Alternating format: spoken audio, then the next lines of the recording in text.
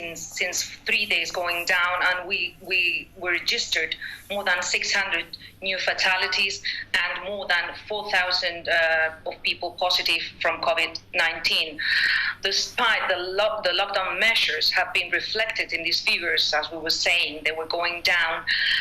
Tomorrow, thousands of Spaniards are going back to work. We have to remember that March 27th, Prime Minister Pedro Sánchez decreed tougher lockdown measures until April 11. This was going to embrace the Easter holidays in order to avoid people traveling around and non-essential workers or economy going to work, meaning only pharmacies, supermarkets, food delivery were able to go to work. So tomorrow, these tough lockdown measures are going to be lifted.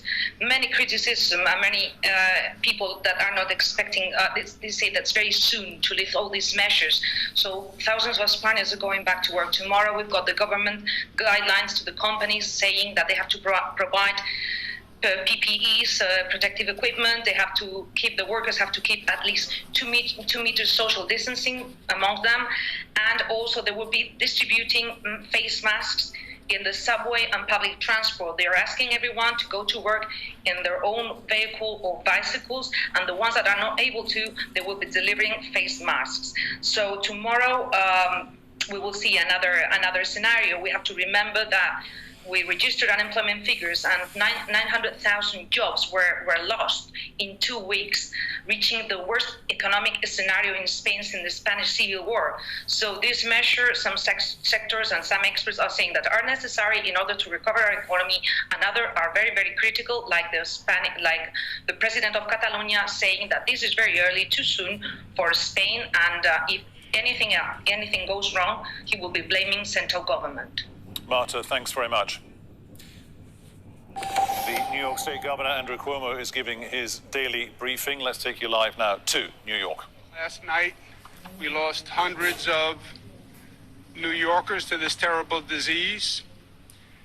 It's been disorienting. Everybody is suffering on a lot of levels. People are afraid. People are anxious.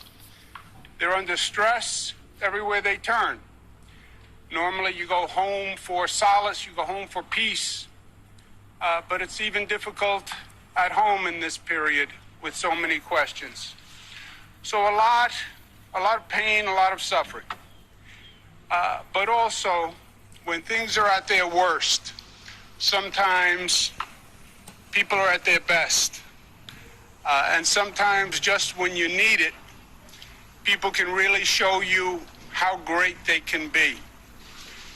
In the middle of this situation, we were worried about the hospital capacity, especially in downstate New York, that we would overwhelm the hospital system.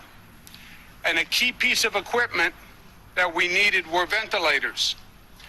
This disease attacks the respiratory system, so people need ventilators.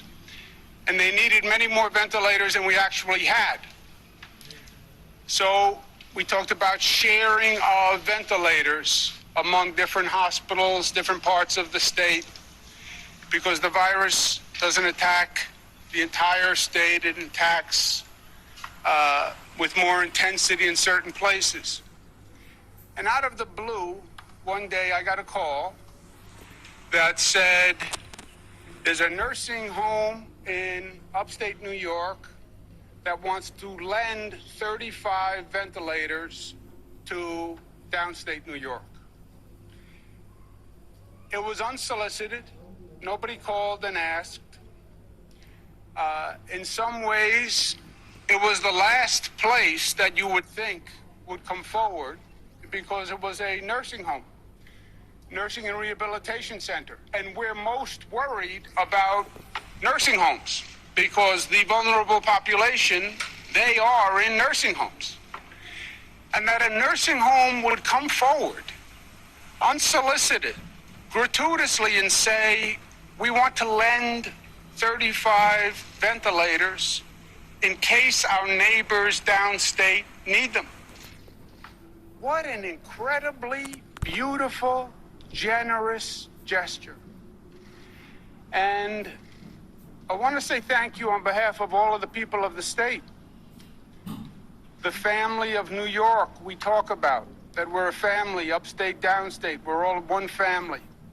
And that family is there to support one another. And I want to say thank you on that behalf. But I also want to say thank you personally. I also want to say thank you on a personal level, because this hasn't been easy for anyone. But I want the team here and the people at Pathways to know that they gave me an inspiration, and they gave me energy, and they gave me resolve. Their gesture was so beautiful and so kind and so symbolic of everything we want to be at our best, everything we aspire to be, everything we're all trying to be. Listen to our better angels. Be better, be more generous, more gracious, more loving. Get to that level. That's what Pathways did, and they did it for me, and I wanted to say thank you very much. Thank you, and God bless you. New York Governor Andrew Cuomo, they're taking us through a demonstration of generosity and, I guess, care on the part of various people dotted around the state. Let's go to Mike Hanna, who joins us live from Washington. So, Mike, your reading of those comments there from Mr. Cuomo. Well, he is speaking from a tiny New York state town.